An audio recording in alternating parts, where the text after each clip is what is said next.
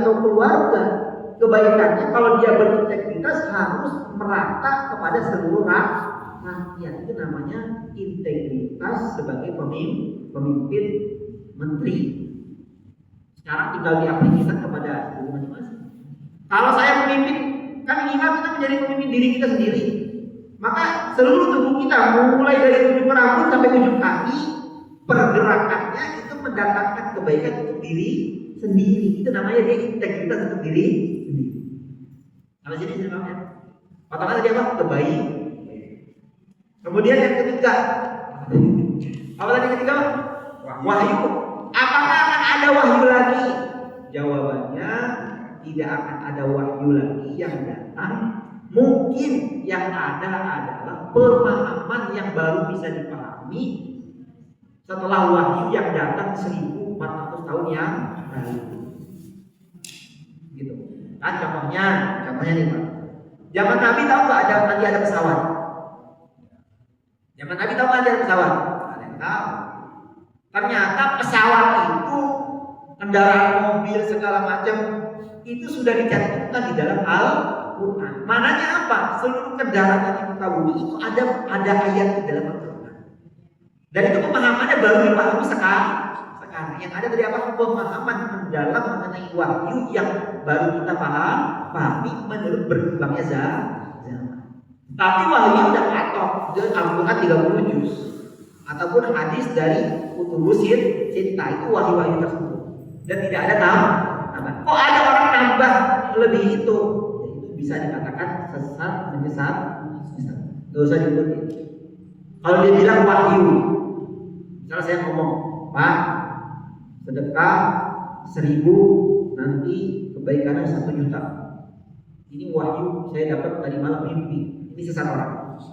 Tapi kalau saya Pak, sedekah 1000 nanti Bapak akan mendapatkan kebaikan 1000, bahkan bisa 7000, bahkan bisa lebih dari itu tanpa ada batas. Ini sesuai dengan firman Allah. Wallahu yudhi'u liman yasha.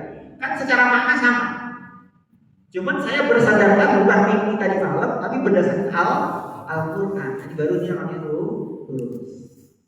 Tidak ada penambahan wahyu, yang ada adalah pemahaman mengenai wahyu menurut perkembangan zaman. Terus yang keempat adalah korupsi Pak. Ya, Indonesia itu kan muslim semua, bukan pesantren banyak. Kenapa malah Indonesia nomor 1, nomor 2 terberapa? Bahkan menterinya korupsi. Nah, Menteri Agama lagi. Sekarang kita jangan komentari Indonesia. Jangan komentari apa? Indonesia. Komentari diri kita sendiri. Apa itu? Sekarang sholatnya kita hanya bacaan saja, apa sudah sampai ke hati? Jadi yang masalah itu bukan Islamnya. Islamnya cuma KTP saja orang bilang sekarang, kalau bahasa sekarang. Cuma tidak ada hati Islam yang menempel di dalam setiap jiwa orang Islam.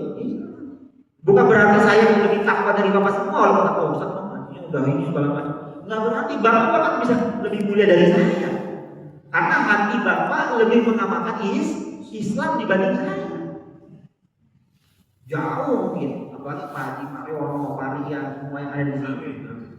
Itu jauh dari saya, karena Bapak secara hati lebih mengamalkan Islam. Jadi yang masalah di Indonesia itu bukan Islamnya, tetapi Islam tidak sampai ke dalam hati setiap orang-orang Indonesia. Contoh terkecil, kita tiap hari sholat itu hanya rutinitas sholat, belum aplikasi sholat di dalam sholat dan aplikasi sholat di dalam kehidupan sehari. Sekarang dalam sholat kita disunahkan duduk nggak Pak? Sunahkan duduk nggak? Kalau kalian jalan di depan, kepalanya datang ke atas nggak? Apa ke belakang katanya? Kan banyak kita sholat. Wah, kan. Nah diri kita sendiri loh belum bisa mengamalkan aplikasikan sholat di dalam kehidupan kita. Apalagi kita mengomentari pejabat. Itu Pak, kita kalau di posisi mereka belum tentu kita bisa lebih baik dari mereka. Yang terbaik adalah mendoakan. Yang kedua, kalau ketemu sampaikan tegur dengan teguran yang hikmah. Komentar itu hanya mendatangkan hate speech saja, kebencian, kemudian apa? Akhirnya apa? Satu Indonesia mendoakan Indonesia udah buruk. Akhirnya satu Indonesia menganggap Indonesia buruk dan itu jadi doa Indonesia menjadi betul nggak? Indonesia gelap betulan, mati lampu berapa lampu? Sumatera, Pak Jambi. Maknanya apa? Yang terbaik adalah mendoakan pejabat kita, mendoakan rakyat Indonesia. Kok kita menemukan keburukan di depan mata, kita tegur dengan penuh oh Prabowo di samping saya, kalau ada kebijakan yang jelek, kalau saya diberikan waktu untuk menyampaikan aspirasi, inspirasi yang akan saya sampaikan. Kan masalahnya nggak di samping, masa kita di komen kok.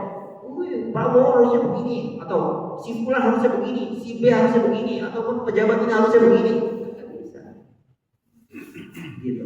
Maka hate speech, jadi apa? Speech itu apa bahasa Indonesia?